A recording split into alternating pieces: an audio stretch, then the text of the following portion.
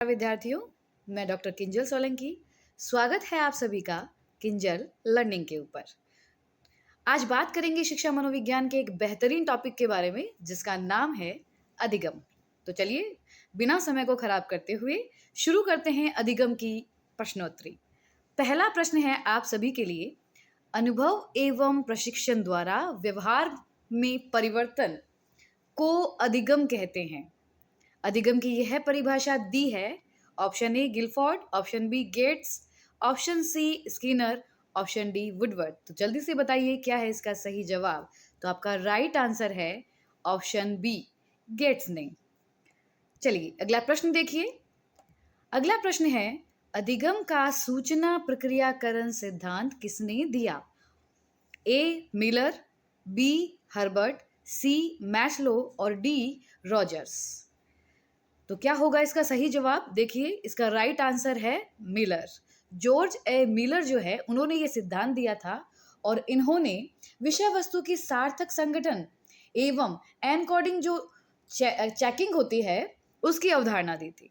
ठीक है, चलिए बढ़ते हैं अगले प्रश्न की तरफ। अगला प्रश्न है आप लोगों के लिए, एक छोटा बालक जब गणित के प्रश्नों को हल करता है तो वह कौन सा सिद्धांत प्रयोग में लाता है?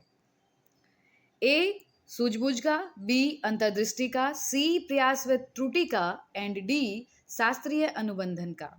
बताइए कौन सा सिद्धांत होगा। बात की जा रही है छोटे बालकों की, तो छोटे बालकों के लिए जो सिद्धांत सबसे उपयोगी है अधिगम में वो है आपका प्रयास व त्रुटि का। तो राइट आंसर है आपका सी, क्योंकि देखिए ये जो प्रयास व त्रुटि का सिद्धांत है ये छोटे बालकों के लिए उपयोगी होता है, वो बार बार अभ्यास करते हैं। वैसे ही गणित के प्रश्नों में पहले वो गलतियां करेंगे, उसके बाद वो सीख जाएंगे। ठीक है, चलिए बढ़ते हैं अगले प्रश्न की तरफ। नेक्स्ट क्वेश्चन है आप लोगों के लिए, अविश्वास, भय व मानसिक तनाव से मुक्त करवाने में कौन सा सिद्धांत उपयोगी है? ए क्रिया प्रसूत, बी गेस्टाल्टवाद, सी संयोजनवाद और डी शास्त्रीय अनुबंधन। बताइए कौन सा सिद्धांत लग रहा है, अनुबंध या अनुबंधन, क्या होगा सही आपको लग रहा है इनमें से? बात की जा रही है अविश्वास, भय, मानसिक तनाव। तो देखो ये जो सिद्धांत है जो कि इन चीजों को दूर करने के लिए सबसे उपयोगी है वो है आपका शास्त्रीय अनुबंध का सिद्धांत। ठीक है, परंपरागत अनुबंध भी इसे कहते हैं, अनुकूलित अनुक्रिया सिद्धांत भी इसे कहा जाता है। तो ये जो सिद्धांत है ये अविश्वास, भय और मानसिक तनाव से मुक्ति करवाने में सहायक होता है। आप सही चीजों के साथ अनुबंधन स्थापित करके तनाव से मुक्ति प्राप्त कर सकते हो। ठीक है, बढ़ते हैं अगले प्रश्न की तरफ। नेक्स्ट क्वेश्चन इज, बालक को यदि अध्यापक गणित में संपूर्ण समस्या एक ही बार में स्पष्ट कर देता है, कौन सा सिद्धांत है? ए चिन्ह अधिगम, बी क्षेत्र अधिगम, सी पूर्णाकारवाद अधिगम एंड डी है उद्दीपक अनुक्रिया। कौन सा है सही जवाब? तो देखिए इसका सही जवाब है पूर्णाकारवाद। क्यों? क्योंकि देखिए जहां पर किसी भी स्थिति का संपूर्ण अवलोकन किया जा रहा है और संपूर्ण स्थिति को देखकर उसके बाद आप कुछ सीख रहे हो, समस्या का समाधान कर रहे हो, तो वो आपका अंतर्दृष्टि का सिद्धांत होता है और उसी को पूर्णाकारवाद सिद्धांत भी कहते हैं। गेस्टाल्टवादियों ने ये सिद्धांत दिया था। अगला प्रश्न है आप सभी के लिए, देखिए, विशाल द्वारा पियानो बजाना सीखना किस प्रकार के सीखने से संबंधित है? ऑप्शन ए गत्यात्मक, बी शाब्दिक, सी समस्यात्मक और डी है सभी। तो राइट आंसर है आपका गत्यात्मक। देखिए यहाँ पे पियानो बजाना ये आपका जो सूक्ष्म गामक कौशल होता है उसी का उदाहरण है पियानो बजाना। तो ये आपका जो सीखने का प्रकार है वो गत्यात्मक होगा।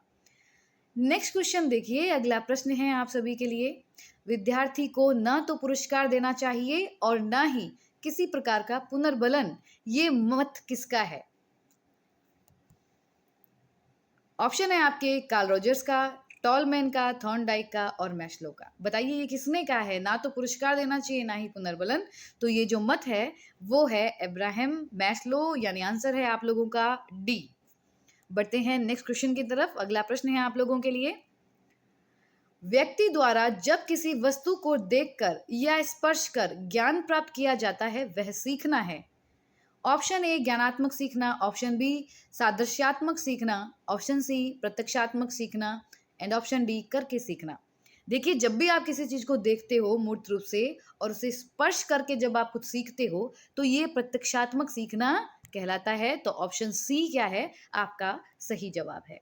बढ़ते हैं अगले प्रश्न की तरफ। अगला प्रश्न है आप लोगों के लिए,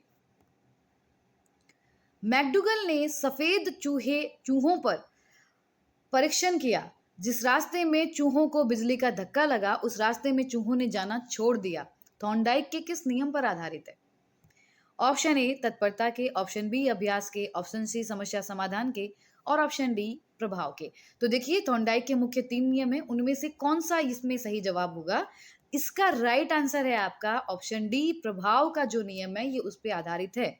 क्योंकि प्रभाव का नियम क्या कहता है, अगर आप कोई क्रिया कर रहे हो और उसके संतोषजनक परिणाम होते हैं तो आप सीख जाते हैं, और अगर संतोषजनक नहीं होते हैं तो आप नहीं सीखते हैं। तो यहाँ पे बिजली का धक्का लगा तो उन्होंने छोड़ दिया, उन्होंने नहीं सीखा। बढ़ते हैं अगले प्रश्न की तरफ। अगला प्रश्न है आप लोगों के लिए, प्रतिस्थापन का सिद्धांत किसने दिया? Option A Carl Rogers, B Maslow, C Clark Hull and D है गुथरी। तो ये सिद्धांत जो है, इसी सिद्धांत को स्थानापन्न सिद्धांत भी कहते हैं, समीपता का सिद्धांत भी कहते हैं। अब आप लोगों को आंसर पता चल गया होगा, तो आपका राइट आंसर है गुथरी। एडविन गुथरी ने यह सिद्धांत दिया था जिसमें उन्होंने उत्तेजना और अनुक्रिया के संबंधों के ऊपर बल दिया है। बढ़ते हैं नेक्स्ट क्वेश्चन की तरफ। अगला प्रश्न है आप लोगों के लिए, पावलोव ने अनुबंधित उद्दीपकों को कितने भागों में विभाजित किया है? Option A 2, option B 1, option C 3 और ऑप्शन डी 4। तो देखिए पावलोव ने जो अनुबंधित उद्दीपक बताए हैं वो 2 प्रकार के बताए हैं। तो आपका राइट आंसर है ए, एक है प्रवृत्त्यात्मक जो कि सकारात्मक है और दूसरा है विमुखी जो कि नकारात्मक है। नेक्स्ट क्वेश्चन देखिए, अगला प्रश्न है आपके लिए, बिना सीखा हुआ उद्दीपक जिसके लिए प्रतिवर्ती अनैच्छिक अनुक्रिया होती है कहलाता है? ऑप्शन ए अनुबंधित उद्दीपक, ऑप्शन बी अनअनुबंधित अनुक्रिया, सी अनुबंधित अनुक्रिया और डी है अनअनुबंधित उद्दीपक। तो ये बताइए पूछा क्या है, उद्दीपक या अनुक्रिया? तो 2 ऑप्शन तो ऐसे ही गलत हो गए। उद्दीपक की बात हो रही है, तो बिना सीखा हुआ का मतलब क्या हुआ? जो आपका कंडीशनड नहीं है, यानी शर्त से जुड़ा हुआ नहीं है, यानी जो स्वाभाविक है जैसे कि भोजन। तो आपका राइट आंसर क्या होगा? अनअनुबंधित उद्दीपक, डी आपका सही जवाब है। और अनअनुबंधित उद्दीपक के लिए क्या होती है? अनैच्छिक अनुक्रिया होती है, अपने आप होती है। अगला प्रश्न आप सभी के लिए आ रहा है, देखिए, निम्न में से कौन सा अधिगम का उदाहरण नहीं है? अधिगम क्या है? अनुभव, अभ्यास और प्रशिक्षण के द्वारा अपेक्षाकृत व्यवहार में परिवर्तन। अब इसमें से चारों में से कौन सा ऐसा ऑप्शन है जो कि आपका अधिगम का उदाहरण नहीं है? तो ऑप्शन देखिए, ऑप्शन ए शब्दों और वाक्यों को बनाना, बी अक्षरों को पहचानना, सी घटनाओं या वस्तुओं का वर्गीकरण करना एंड डी थकान होने पर बालक द्वारा बैठ जाना। तो इसका सही जवाब आप लोगों ने सेलेक्ट कर लिया होगा, कौन सा होगा? राइट आंसर है आप लोगों का डी, थकान होने पर बालक द्वारा बैठ जाना। देखिए दवा, नशा, थकान, बीमारी से होने वाला परिवर्तन अधिगम नहीं कहलाता है। नेक्स्ट क्वेश्चन आप लोगों के लिए, निम्न में से कौन सी अधिगम की विशेषता नहीं है? ऑप्शन ए अधिगम के कारण व्यवहार में स्थायी परिवर्तन होता है, बी अधिगम से बाह्य व आंतरिक दोनों पक्षों में परिवर्तन होता है, सी अधिगम और निष्पादन एक समान प्रक्रिया है और डी सभी सही है। तो देखिए इसका सही जवाब क्या होगा, सोचिए और जल्दी से जवाब दीजिए। आपका राइट आंसर है सी, अधिगम और निष्पादन एक समान प्रक्रिया है। ये बात बिल्कुल गलत है। देखिए अधिगम और निष्पादन दोनों अलग अलग प्रक्रिया है। अधिगम होता है अनुभव, अभ्यास, प्रशिक्षण के द्वारा आप कुछ सीखते हो, जैसे शिक्षक ने आपको कुछ सिखाया और जब आप उसको दोबारा दोहरा के प्रेजेंट करते हो उसको कहते हैं निष्पादन। तो ये दोनों ही क्या है, अलग अलग प्रक्रिया है, ना कि एक समान प्रक्रिया है। तो आंसर सी क्या है वो आपकी गलत है, क्योंकि ये अधिगम की विशेषता नहीं है और हमें नहीं के बारे में पूछा था, तो आंसर सी राइट है। नेक्स्ट देखिए, अगला प्रश्न है आप लोगों के लिए, किस अधिगम मनोवैज्ञानिक ने बाल अधिगम विकास में पुरस्कार को महत्व नहीं दिया है? यह अंतिम प्रश्न है, तो जल्दी से जवाब दीजिए, क्या है आपका सही जवाब? Option A Thorndike, B Pavlov, C Guthrie और डी है स्किनर।